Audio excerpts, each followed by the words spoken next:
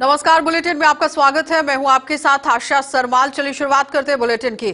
मुख्यमंत्री त्रिवेंद्र सिंह रावत ने मुख्यमंत्री आवास में राष्ट्रीय ऊर्जा संरक्षण दिवस के अवसर पर मुख्यमंत्री सौर स्वरोजगार योजना के अंतर्गत जनपद उत्तरकाशी के 11 उद्यमियों को परियोजना आवंटन पत्र वितरित किए। इस अवसर पर मुख्यमंत्री से एलईडी ग्राम लाइट योजना के अंतर्गत प्रशिक्षण प्राप्त स्वयं सहायता समूहों की महिलाओं को एनर्जी वॉरियर्स के रूप में सम्मानित किया गया और इसके साथ ही मुख्यमंत्री ने ऊर्जा दक्ष ग्राम के प्रधानों को भी प्रशस्तित जो पत्र हैं वो वितरित किए और सम्मानित भी किया।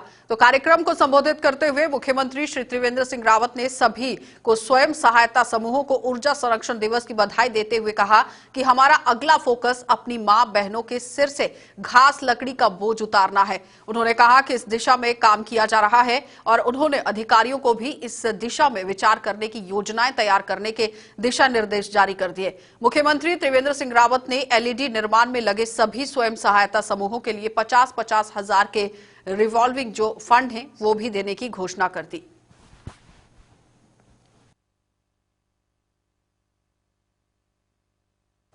मुख्य सचिव ओम प्रकाश की अध्यक्षता में राज्य गंगा पुनर्जीवित सुरक्षा और प्रबंधन समिति की बैठक आयोजित की गई और बैठक में मुख्य सचिव द्वारा राज्य गंगा समिति से जुड़े विभिन्न विभागों, एजेंसियों और जनपदीय जो अधिकारी हैं उनसे गंगा सुरक्षा और पुनर्जीवित से संबंधित विभिन्न परिजनों के कार्य की प्रगति की जानकारी ली और इस संबंध में आवश्यक दिशा निर्देश जारी कर दिए। तो मुख्य सचिव ने नमामि गंगे अभियान के अंतर्गत सीवरेज इंफ्रास्ट्रक्चर और रिवर फ्रंट डेवलपमेंट, गंगा के कैचमेंट एरिया में वृक्षारोपण, ठोस और तरल अपशिष्ट प्रबंधन, घाटों का सौंदर्यीकरण, सस्टेनेबल एग्रीकल्चर, जैव विविधता और जल संरक्षण संबंधित सभी कार्यों के लक्ष्यों का स्पष्ट निर्धारण करने और निर्धारित की गई समय सीमा के भीतर उचित गुणवत्ता को बरकरार रखते हुए सभी कार्यों को पूरा करने के संबंधित अधिकारियों को निर्देश भी दे दिए। उन्होंने यहां पर ब्लड प्लान और इस पर ब्लड प्लान जोनिंग में हुए किसी भी प्रकार के अतिक्रमण को हटाने के संबंध में जिलाधिकारी हरिद्वार और उत्तरकाशी को निर्देश देते हुए कहा कि अतिक्रमण हटाते हुए इन क्षेत्रों में तत्काल कार्य जो प्रारंभ है वो किए जाएंगे, यानी कि जब अतिक्रमण को हटाया जाएगा तो उसी वक्त निर्माण कार्य भी शुरू होगा।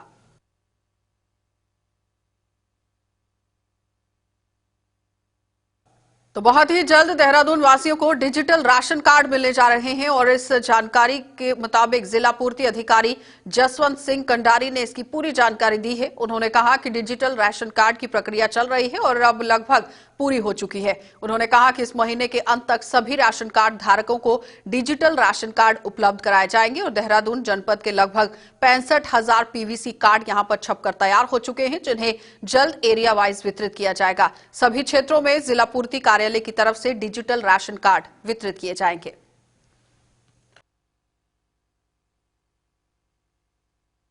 बिल्कुल, इस महीने अंत तक हमारे जो है बटने भी स्मार्ट कार्ड बटने स्टार्ट हो जाएंगे। अभी जो हमारे जनपद के लगभग 65,000 पीवीसी राशन कार्ड प्रिंट हो चुके हैं, जिसमें कि हमने एरिया वाइज उनको डिस्ट्रीब्यूट कर दिया है। जिलाधिकारी महोदय के इसमें आदेश हो चुके हैं कि शहरी क्षेत्रों में पूर्ति निरीक्षक तथा हमारे डीएसओ ऑफिस के माध्यम से बटेंगे तथा ग्रामीण एरिया में ब्लॉक या पंचायत सेक्रेटरी के माध्यम से वितरण किया जाएगा इसका। चलिए, तो उत्तराखंड मुख्य निर्वाचन अधिकारियों की ओर से भी जो यहां पर पूरी जानकारी दी जा रही है उसको लेकर भी बातचीत करना बहुत जरूरी है। उत्तराखंड के अधिकारियों ने एक संदेश दिया है, क्या वो संदेश है वो भी आपको दिखा देते हैं।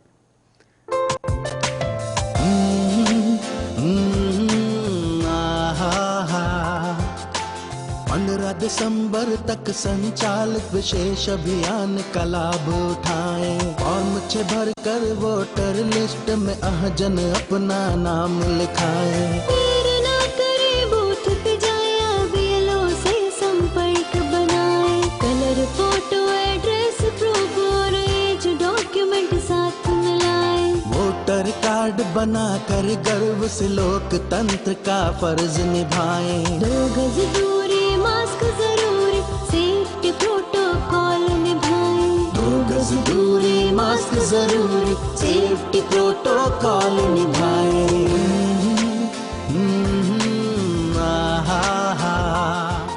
कोई भी मतदाता न छूटे। सशक्त लोकतंत्र, सबकी भागीदारी। मुख्य निर्वाचन अधिकारी उत्तराखंड द्वारा जनहित में जारी। तो डोईवाला में एसएसबी परिसर में अवैध खनन पर कार्रवाई करते हुए तहसील प्रशासन ने मौके पर पहुंचकर जेसीबी और डंपर जब्त कर लिए हैं और प्रशासन को मुखबिर की सूचना के मुताबिक एसएसबी परिसर में यहां अवैध खनन किया जा रहा था, जिसके बाद प्रशासन ने कार्रवाई करते हुए ठेकेदार के खिलाफ ही मुकदमा दर्ज कर दिया है। और ये भी बताएं कि डोईवाला की कुड़कावाला सुसवा नदी है, यहां पर इसके किनारे एसएसबी की भूमि आवंटित की गई थी, जिसमें लगभग 1 वर्ष से बिल्डिंग बनाने का काम भी चल रहा था। सुसवा ये इलाका है और तभी से एसएसबी और क्षेत्रीय जनता के बीच रास्ते को लेकर कई बार विवाद भी हुआ। हालांकि तहसील प्रशासन ने इस विवाद का निपटारा भी कर लिया था, पर एक बार फिर से ठेकेदार ने इस भूमि पर अवैध खनन शुरू कर दिया, जिस वजह से तहसील प्रशासन दोबारा से यहां पर कार्रवाई करने को मजबूर हो गया।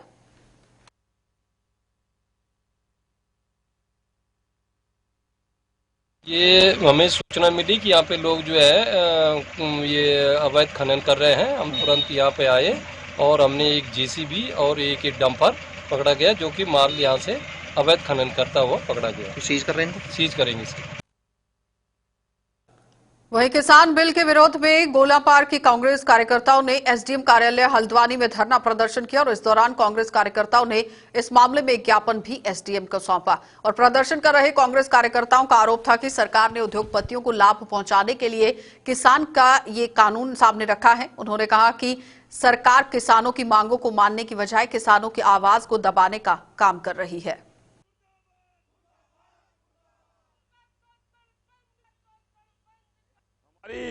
जो 3 काले कानून सरकार ने पास कर दिए हैं उद्योगपतियों के हित में, जो कानून बनाए गए हैं, आज एसडीएम कोर्ट हल्द्वानी में हमारे गोलापार क्षेत्र और तमाम क्षेत्रों से आए किसान भाइयों द्वारा एक उग्र प्रदर्शन किया गया। और सरकार को हम चेतावनी देनी चाहते हैं, जिस तरह आपके द्वारा किसानों का दमन किया जा रहा है, दमनकारी नीतियां जो अपनाई जा रही हैं, किसानों पे ठंडे पानी की फुहारें जो छोड़ी गई, किसान जो है फुहार से नहीं डरता है। किसान अगर कुल्ला भी करता है तो नदी की धार से करता है, वो क्या डरेगा पानी की फुहार से। तो मैं सरकार को चेतावनी देना चाहता हूं। सरकार ने जो दमनात्मक रवैया जो अपना रखा है और चारों तरफ हमारी सेना जिसने सीमाओं की रक्षा करनी थी, उसको लाके टोल प्लाजा में खड़ा कर दिया किसानों के विरोध में। जवान के विरोध में किसान को खड़ा करना ये एक दुख का विषय है। तो रुड़की के मंगलोर थाना क्षेत्र के गुरुकुल नारसन स्थित एक दुकान में हुई चोरी का पुलिस ने खुलासा कर दिया है। और ये भी आपको बताते चले कि बीती 24 नवंबर को चोरी की घटना को अंजाम दिया गया था, जिसको लेकर मंगलोर थाने में दुकानदार ने मुकदमा दर्ज करा दिया था। जिसके बाद घटना की जांच करते हुए एक टीम का गठन किया गया और जांच में पाया गया कि चोरी की घटना सामने आने वाले दुकानदारों ने यहां पर पूरी ये घटना रची थी। और जिसके बाद जब उससे गहनता से पूछताछ की गई तो उसने अपना जुर्म खुद ही कबूल कर लिया। 24 नवंबर को मोहित कुमार निवासी पुरकाजी, हाल दुकानदार कस्बा गुरुकुल नारसन ने कोतवाली मंगलौर में आकर तहरीर दी कि उसकी कपड़ों की दुकान से शटर तोड़कर चोरी कर ली गई है। इस संबंध में अंतर्गत धारा 457, 380 आईपीसी अभियोग पंजीकृत कर एएसपी मंगलौर के नेतृत्व में टीम गठित की गई। उक्त टीम के द्वारा ठोस सुरागरसी पतारसी करते हुए इस संबंध में लगभग 100% बरामदगी सुनिश्चित की गई है और उक्त घटना में संलिप्त 2 अभियुक्तों को गिरफ्तार किया गया है। 2 अन्य अभियुक्त अभी वांछित हैं, उनकी गिरफ्तारी हेतु प्रयास जारी है। पूछताछ करने पर अभियुक्त अमित के द्वारा स्वीकार किया गया कि वादी मोहित कुमार ने अमित की दुकान के सामने ही अपनी दुकान खोल ली थी कपड़ों और जूतों की, जिस कारण से उसकी दुकान पर ग्राहक कम आने लगे थे। इसलिए उसने उसकी दुकान का सामान चोरी करने की योजना अपने 2 अन्य साथियों के साथ मिलकर बनाई। उक्त दोनों साथियों के द्वारा ट्रक लेकर आया गया और जैक से शटर हटाकर चोरी की पूरी घटना को अंजाम दिया गया। इस संबंध में वरिष्ठ पुलिस अधीक्षक हरिद्वार महोदय के द्वारा पुलिस टीम को 2500 रुपये का नकद पुरस्कार घोषित किया गया है। साथ ही 100% बरामदगी हेतु बधाइयां दी गई हैं। अभी इस संबंध में 2 अन्य अभियुक्तों की गिरफ्तारी होनी शेष है, जिसके लिए टीमें निरंतर प्रयासरत हैं।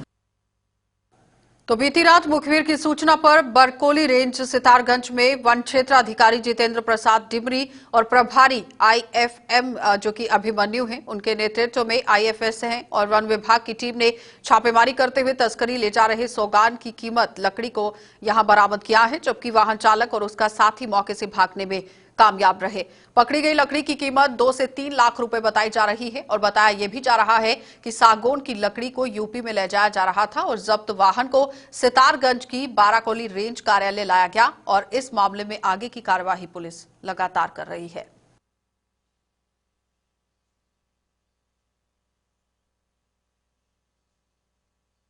मुझे मुखबिर के द्वारा हमें सूचना मिली थी कि अवैध तौर पे सागौन के लट्ठों की तस्करी हो रही है यूपी की तरफ। तो हमने टीम को तैयार किया, प्लानिंग की और इस प्लानिंग के तहत इस लकड़ी के तस्कर को पकड़ा। जो चालक थे और उसका खलासी थे वो चलती गाड़ी को छोड़ के भाग निकले खेत की तरफ। हमने इसे जो भी है कैंटर इसको अपने सुपुर्दगी में लिया और इस पर कार्रवाई की। धर्मनगरी हरिद्वार में सोमवती स्नान किया गया, लेकिन कोरोना के बढ़ते प्रकोप को देखते हुए सुरक्षित सोमवती स्नान कराना प्रशासन के लिए भी चुनौती था और सिटी मजिस्ट्रेट जगदीश लाल का कहना है कि सोमवती अमावस्या के स्नान पर केंद्र सरकार की ओर से जारी की गई कोरोना गाइडलाइंस का पूर्णतः पालन भी कराया गया। तो सोमवती स्नान पर सुरक्षा व्यवस्था को लेकर सिटी मजिस्ट्रेट से बातचीत की है हमारे संवाददाता चंचल तोमर ने। चलिए दिखा देते हैं क्या कुछ बातचीत हुई है।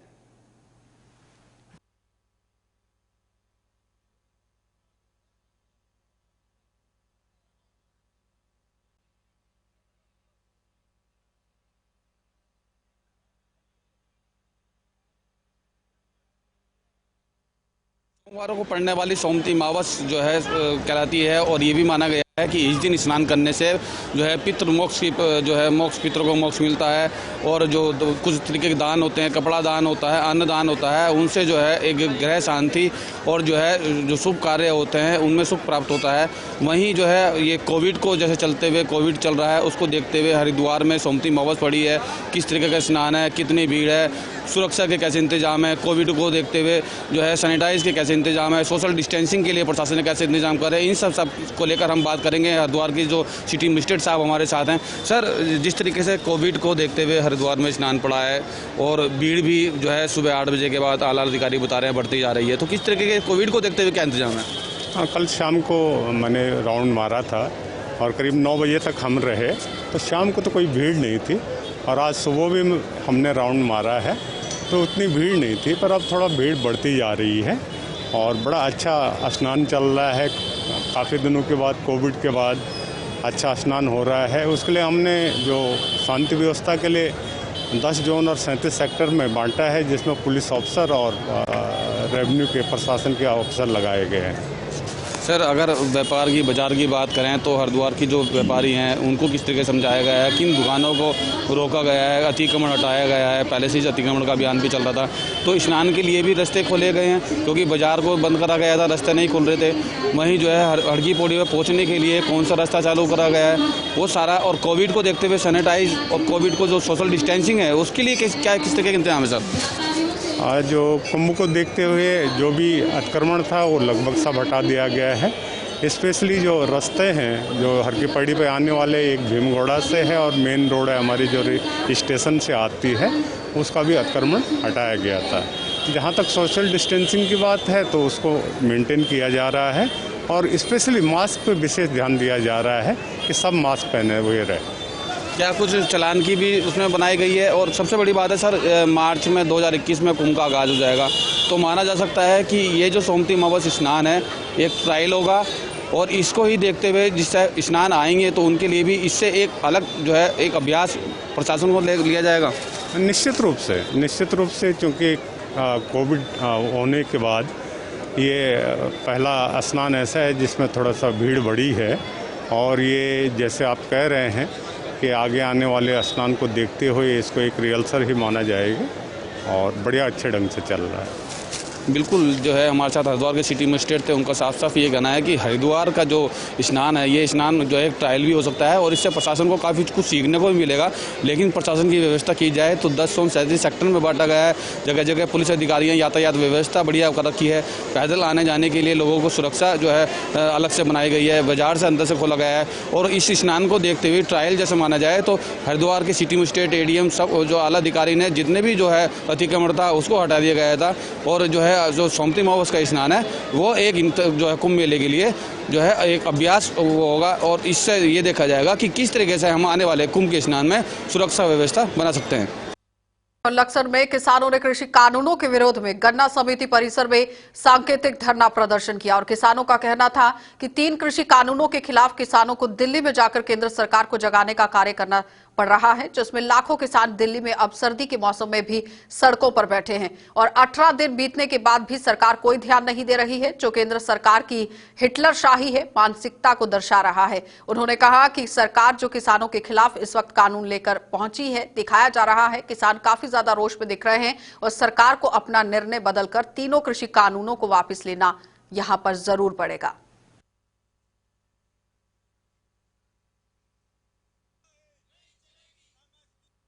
आज के दौर में हम देख रहे हैं कि पूरे देश का किसान बहुत ज़्यादा एक समस्या झेल रहा है और उस समस्या को लेकर जो है दिल्ली में पिछले 18 दिन से लगातार हमारे क्षेत्र का किसान, हमारे देश का किसान पड़ा हुआ है, लेकिन केंद्र सरकार उनकी तरफ कोई ध्यान नहीं दे रही है। इसलिए आज उन लोगों के जो उनके ऊपर प्रताड़ना हो रही है, उनकी अनदेखी की जा रही है, उसको लेकर, उस रोष को लेकर हमने यहाँ पर एक सांकेतिक धरना प्रदर्शन रखा गया है। यह धरना प्रदर्शन जो केंद्र सरकार ने 3 काले कानून किसानों पर लागू किए हैं, उनके विरोध में रखा गया है। ये 3 काले कानून हैं, उनसे किसानों का बहुत ज़्यादा शोषण होगा और पूंजीवाद की व्यवस्था की कृषि पर भारी पड़ेगी। आने वाले समय में इस कानून का एक कृषि विशेषज्ञ देवेंद्र शर्मा जी ने भी जैसे कहा है कि आने वाले समय में इसका बहुत बड़ा दुष्प्रभाव होगा। जो किसानों के साथ दुर्व्यवहार किया जा रहा है केंद्र सरकार द्वारा, मोदी जी के पास अपने पूंजीपतियों के लिए उनके बच्चों को देखने का समय तो है, लेकिन किसान 17 दिन से वहां पर धरने पर बैठे हैं दिल्ली पर, उनके पास आने का समय नहीं है। उस रोष को लेते हुए किसान आज यहाँ गन्ना समिति पर इकट्ठा हुए और हम सांकेतिक धरना प्रदर्शन कर रहे हैं। हमारी मांग है MSP को खत्म किया जाए, इससे आने वाले समय बहुत दुर्भाग्यपूर्ण होगा किसान का। तो राजस्व विभाग सितारगंज क्षेत्र के संग्रह अमीनों एवं बैंक अधिकारियों के बीच उप जिलाधिकारी सितारगंज के नेतृत्व में बैठक संपन्न हुई और बैठक में दोनों विभागों की ओर से ऋण वसूली को लेकर विस्तृत में चर्चा की गई। उप जिलाधिकारी मुक्ता मिश्रा ने बताया कि बैंक के अधिकारियों और राजस्व विभाग के संग्रह अमीनों के बीच ऋण वसूली की आने वाली दिक्कतों को लेकर वार्ता हुई है, जिसमें उन्होंने बैंक अधिकारियों को भी ऋण वसूली में संग्रह अमीनों का सहयोग करने को कहा है। उन्होंने भी सहयोग करने का आश्वासन दिया। वसूली करनी होती है, उसके संबंध में हमारे राजस्व संग्रह और बैंकों के साथ हमने एक समन्वय बैठक की है। उसमें दोनों पक्षों के जो इश्यूज थे उन पे डिस्कशन किया गया और हमारे अमीनों को भी टारगेट दिया गया। बैंकों से भी अपेक्षा की गई है कि वो रिकवरी में जो बैंक की तरफ से सहयोग होता है वो उपलब्ध कराएं। तो लक्सर नगर पालिका ने अपना सॉलिड वेस्ट मैनेजमेंट प्लांट का संचालन शुरू कर दिया है। नगर पालिका चेयरमैन अमरीश गर्ग और अधिशासी अधिकारी मोहम्मद गौहर हयात व सभी बोर्ड सभा सांसदों ने यहां संयुक्त रूप से इस प्लांट का लोकार्पण किया। सभासद यहां पर पहुंचे हुए थे और इस अवसर पर अधिशासी अधिकारी गौहर हयात ने बताया कि प्लांट में कूड़ा पहुंचाने के बाद टीम द्वारा जैविक और अजैविक कूड़े को सबसे पहले अगला क्लब किया जाएगा और उसके बाद जैविक कूड़े से खाद तैयार की जाएगी। उसके बाद ही अजैविक कूड़े को वैज्ञानिक विधि से निस्तारित किया जाएगा। और चेयरमैन अमरीश गर्ग ने भी बताया कि इस प्लांट के चलने के बाद कस्बे के जैविक व अजैविक कूड़े का तत्काल निस्तारण किया जा सकेगा।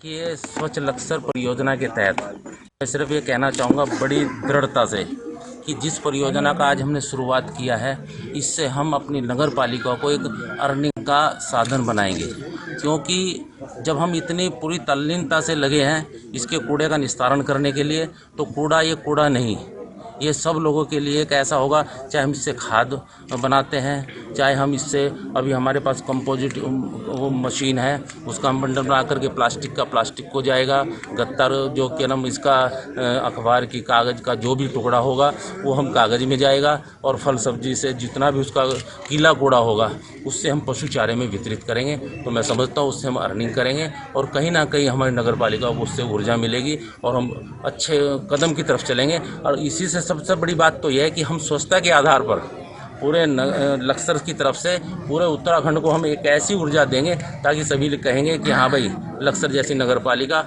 हमें भी इसकी शुरुआत करनी चाहिए। को सुपरविजन पूर्ण तरह से रहेगा।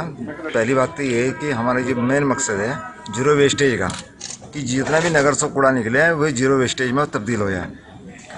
इसके हम कूड़े से जो आमदनी भी करेंगे और जो जीरो वेस्टेज की ओर हम जा रहे हैं वैज्ञानिक तरीके से।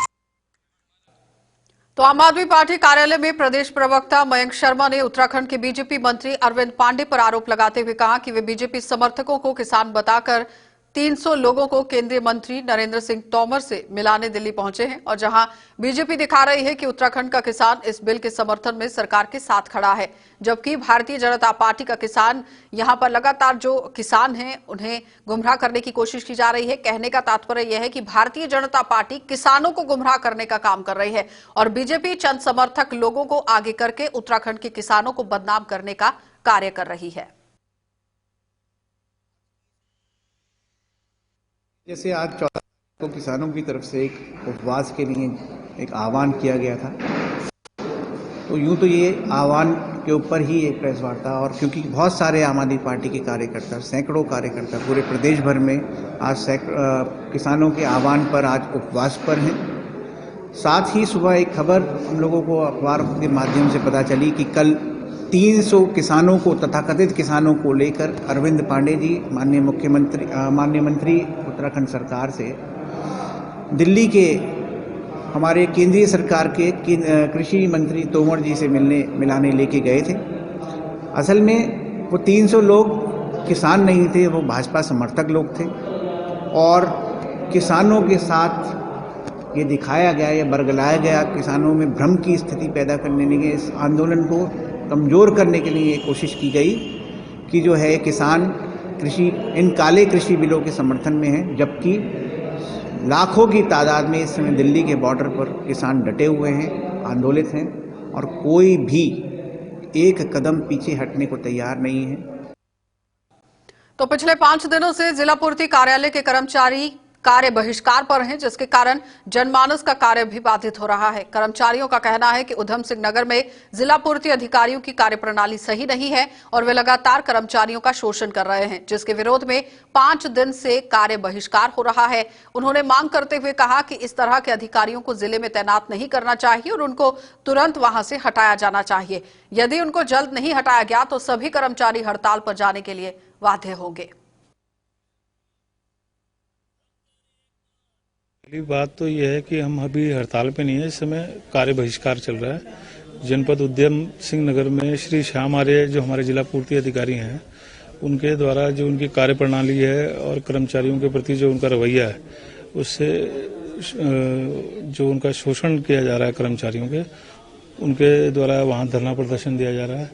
उनकी मांग पर उन्होंने प्रांतीय स्तर पर की और अन्य जनपदों पे सहयोग के लिए मांग की गई है, तो जनपद देहरादून ने उनका समर्थन किया गया निश्चित रूप से, क्योंकि इस तरह के जो अधिकारी अगर जनपद स्तर पर तैनात रहेंगे, उपभोक्ताओं का तो जो हित है बाधित होगा ही होगा, कर्मचारियों में भी नकारात्मक प्रभाव पड़ेगा इसका, और विभाग की भी जो छवि है वो आमजन में अच्छी नहीं जाएगी। इस पर प्रांतीय कार्यकारिणी से संपर्क लगातार कर रहे हैं। संयुक्त परिषद जो है उनसे भी संपर्क करके आज शासन स्तर पर उनकी मीटिंग है, तो जो भी निर्णय लिया जाएगा उस पर डिसाइड किया जाएगा। चलिए, बुलेटिन में फिलहाल इतना ही। देश और दुनिया की खबरों के लिए आप देखते रहिए JK 24/7 न्यूज।